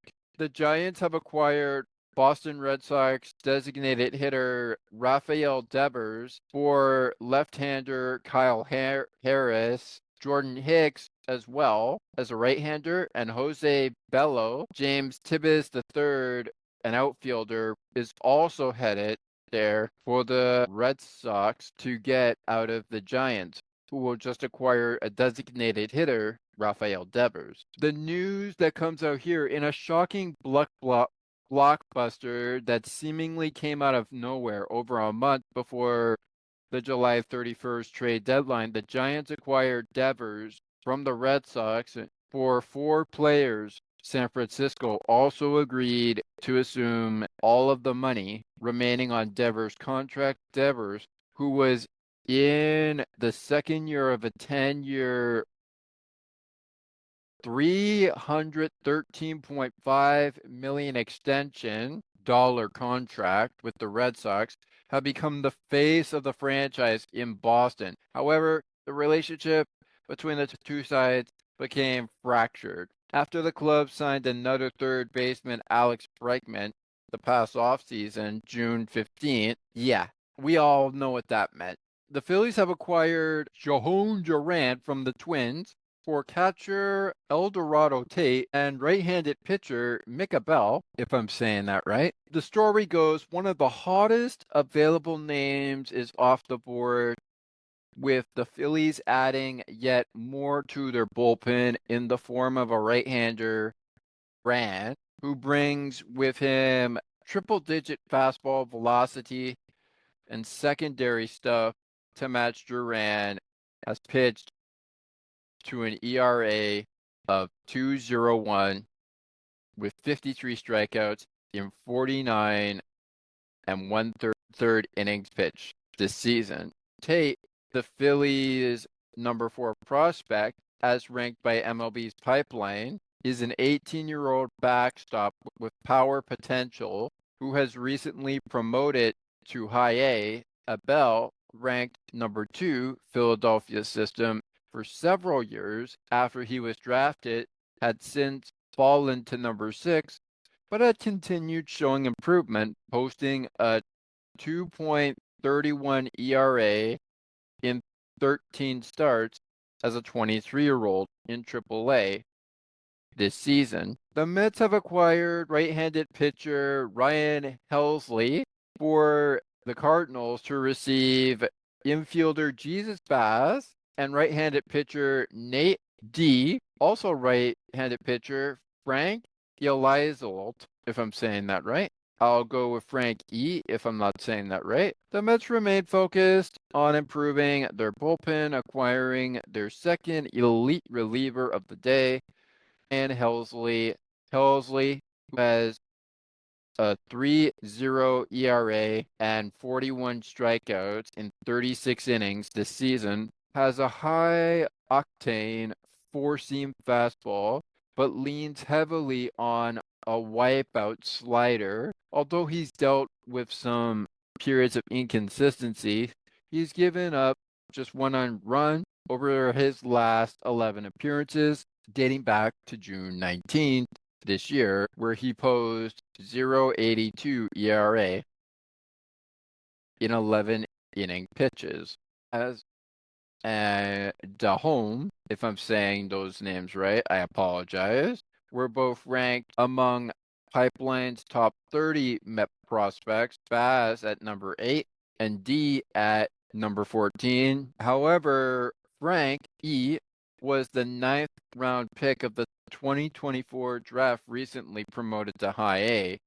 on July 30th. Of course, this is all happening on July 30th. The Yankees have acquired Ryan McMahon for left-handed Griffin Huring and Josh G, who is also a right-handed pitcher. He has been gifted leave of absence from the Yankees to the Rockies. And the Mariners have acquired Josh Naylor from the Diamondbacks for right-handed pitcher and left-handed pitcher Brendan Garcia and Ashton Izzy. If I'm saying that right, I should hopefully be saying that right. There's a lot of trades going on. We're just going to read a couple more. And the Mariners, by acquiring Naylor, the Mariners added a significant bat to the lineup, a position of need in 93 games with the D-backs. His first year with Arizona, Naylor had an on-base percentage of 807 with 11 home runs. At the time of the trade, Naylor was a career 267, 329, 444 hitter with 95 home runs. In exchange, Seattle sent Garcia, MLB Pipeline's number 13th Mariners prospect, and Izzy, number 16th. That was made on July 25th. And the last one we'll look at is the one where the Pirates get infielder Sammy Stafura and left-handed pitcher Taylor Rogers, I should say. Brian Hayes, leaves the Pirates to the Cincinnati Reds for Taylor Rogers and Sammy Stafura. But Taylor Rogers has been making waves. So is he actually there, or is it Tyler Rogers that's there? Well, there's a lot that's gone on, but both Roger twins will be on the move as the Mets continue to shore up their bullpen by adding the veteran right-hander and longtime member of the Giants relief corps, Rogers, with his unconventional submarine-style delivery, has made an MLB high 53 appearances in this season, posting a 1.80 ERA with a 0.860 walks, hits, and innings pitched, also known as WHIP, over 50 innings of work. Jose has 27 been a reliable member of the Mets bullpen for the better part of the last two seasons. Currently has a 3.64 ERA across 47 innings of work in 2025 this season. Tidwell and Gilbert were ranked 10th and 12th in the Mets system by MLB Pipeline, respectively. All right, what about this one? Randall Grichuk acquired from the D-backs as he's now hit the Kansas City Royals, and Andrew Hoffman is the replacement. The D-backs want Andrew Hoffman in exchange for Randall Grichuk. The Royals came into July 26, ranking 29th in MLB runs per game, and the outfield has been a particular weak spot for the team. The deal also came hours after rookie Jack Hageloin. I'm gonna go with Jack C. He left game one of the Royals' July 26 doubleheader with left hamstring. Grichuk, 33, appeared in 69 games for the D-backs, hitting just 243, 280, 462 with 7 home runs and 22 RBIs. Hoffman recently made his MLB debut on May 30th and has had a 2.25 ERA with 55 strikeouts in 40 innings for AAA Omaha, which is the team I guess he was playing with at the time. And the Blue Jays have acquired for Juwan Watts Brown as mentioned, Sir Anthony Dominguez or S. Anthony Dominguez. And there's a lot of other trades, including Chris Paddock and Randy Dolbenak from the Twins for catcher Yurick Jimenez. Mohamed Rosario is on his way to the Yankees. Clayton Beeter and Brown Martinez are on their way to the Nationals, most notably. The Mariners are acquiring Caleb Ferguson for Jeter Martinez to go to the Pittsburgh Pirates. Austin Slater, as it was reported on the game that had a 3-hour delay, of course, is now probably final due to rain. The Guardians pose a 5-0 shutout there over the Colorado Rockies, who will get Austin Slater from the Yankees. That will be the White Sox. The White Sox will trade for that Gage Z, and that, of course, was made as a notable trade from the Yankees. Austin Slater, outfielder for right-handed pitcher. Adam Frazier is in the trades, and he is acquired by the Royals as a second baseman. For shortstop, the Pirates will receive Cam Devaney, I believe is how you say that. Cam D. We'll go with Cam D. There's so much trades going on. There are many more to come, friends. Holy smokes. Let's get a look at the games ongoing right now and just wrap it up here. Now, I've been told from the host of Sports for Beginners that the Blue Jays and the Royals matchup has been somewhat determined for game number 1 of the 3-game series. But with the trade deadline, you never really know what you're going to get. So here's what we know are the probable pitchers. The Blue Jays will likely send Kevin Gausman on the hill against the Royals. Pitcher Michael Wacha, he will get the start, but will he actually get the start is the question of caliber. Well, we'll soon find out. He will indeed get the start. Will Kevin Gausman be the starter? Who knows? And from that, the CBS Sports will also tell us that after that, the Blue Jays will then see from the Royals on 10 p.m. start time. It is expected it will be Seth Luger in the finale.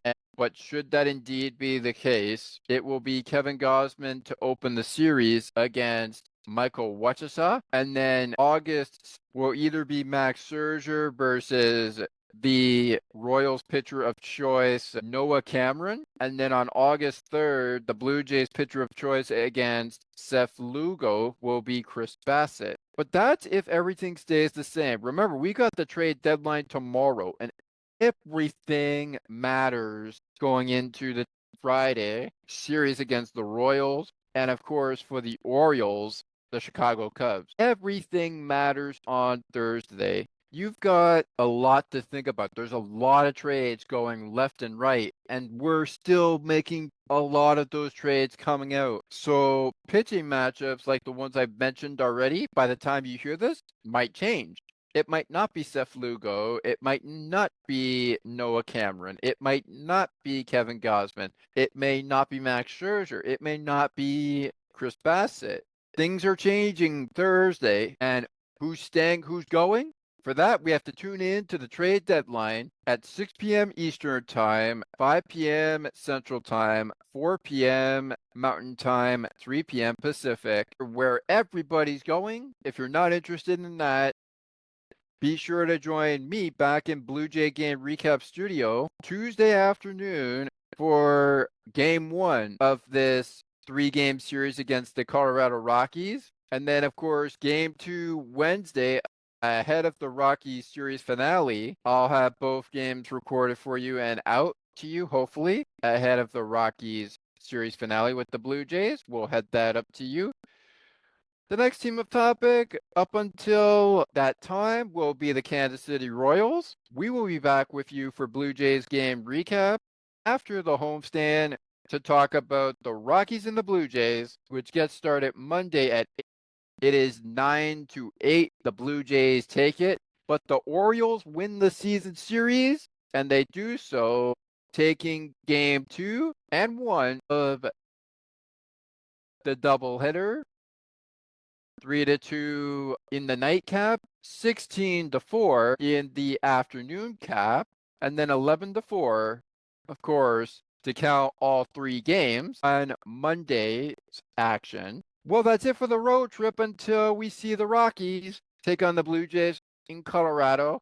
But for now, let's enjoy trade deadline week. Blue Jays game recap on the ice and behind the benches. Thomas McGregor host. I will see you all after the Kansas City Royals series wraps up and the Blue Jays play 1, 2, and 3 games with the Rockies. Stay tuned in Game 3 of the Rockies series, as I'll mention in Game 1 and Game 2, as to what we're doing with the Dodgers, as it is a night owl game for the first 2 games. But for now, let's eavesdrop on the Orioles and the Blue Jays, who finish not just a doubleheader, but a 4-game series in front of an attendance record from last night's game, where the Orioles took the series 3-4 out of the Blue Jays taking it 1 out of 4 games in front of an attendance record 14,929 fans in attendance. And of course, the Blue Jays victory attendance record was, as mentioned, 17,049 fans in attendance for Wednesday, July 30th, 2025. Enjoy the rest of the ball games that are on the way and underway or just about finishing. If you've missed any of the games, they are free because it is trade deadline. So they are free on the MLB website and, of course, the MLB app. If you have the app, download the app. If you don't have it, it is free to download.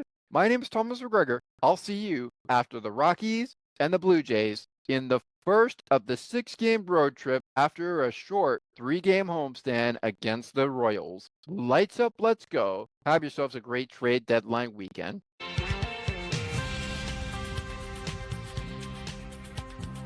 Thank you so much for listening to Sports for Beginners. If you would like to learn more about the show, you can visit the podcast Facebook page or visit the official website. You can also send us an email at sportsforbeginners podcast8231@gmail.com. As we always remind you, it is not goodbye, it is until next time.